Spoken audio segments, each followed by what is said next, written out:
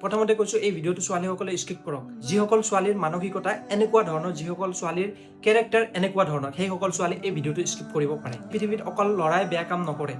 এজন ল'ৰাই যেতিয়া এজনী ছোৱালীক ভাল পোৱাৰ বাবদ সমস্ত এৰি দিব সঁচা ভাল পোৱাৰ কাৰণে, তাৰপিছত সেই ছোৱালীজনীয়ে আকৌ বেলেগৰ লগত লিলিমাই কৰিব, তেতিয়া সেই ল'ৰাজনৰ মন মগজুত কি সোমাব পাৰে আপোনালোকে এই ভিডিঅ'টো চাওক।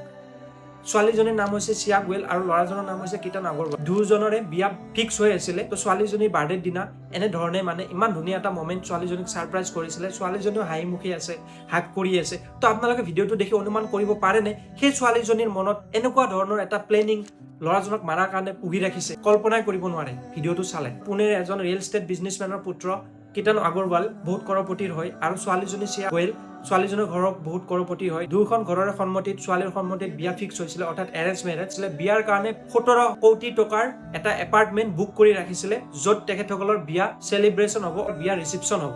তো ঘটনাটো এনেকুৱা ধৰণৰ, পুনেৰ লহাগড় দুৰ্গত মানুহে ট্ৰেকিং কৰিব যায়। কীৰ্তন আগৰৱাল আৰু শ্ৰেয়া গোয়েলেও তাত ট্ৰেকিং কৰিবলৈ যায় আৰু শ্ৰেয়া গোয়েলে অলৰেডি পূৰ্বৰ বয়ফ্ৰেণ্ডক প্লেনিং মুতাবিক সেই প্লেচটোলৈ ফোন কৰি মাতি আনে আৰু সেই ছোৱালীজনী কীৰ্তন আগৰৱালক কয়, তুমি ইয়াতে থিয় হৈ দিয়া, তোমাৰ এটা ফটো লৈ দিওঁ।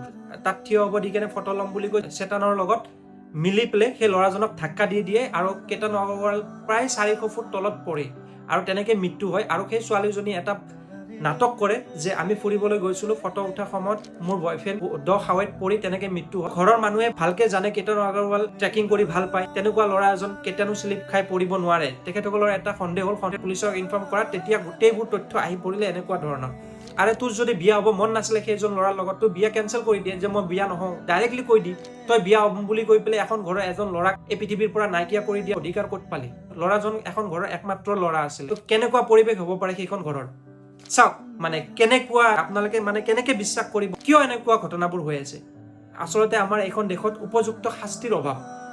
এনেকুৱা ঘটনা বহুত হ'ল। আপোনালোকে এনেকুৱা ঘটনা প্ৰায় দেখিয়ে থাকে, ল'ৰাই হওক বা ছোৱালীয়ে হওক। এই ভিডিঅ'টো আপোনালোকে এটা শ্বেয়াৰ কৰি দিয়ক, কাৰণ এই পৃথিৱীত এনেকুৱা মানুহ আছে যি সাপতকৈও বিষাক্ত। আপোনাৰ লগত দিন ৰাত 24 ঘণ্টা থাকিব, হাঁহি মুখে হাক কৰি, পাৰিলে চব কৰিব, সমস্ত দেহ এৰি দিব, কিন্তু তাৰ পিছত এনেকুৱা এটা প্লেনিং কৰি ৰাখিব যি আপোনাক যিকোনো মুহূৰ্ততে এই পৃথিৱীৰ পৰা নাইকিয়া কৰি দিব পাৰে। এনেকুৱা ঘটনা আমি বহুত দেখিছোঁ।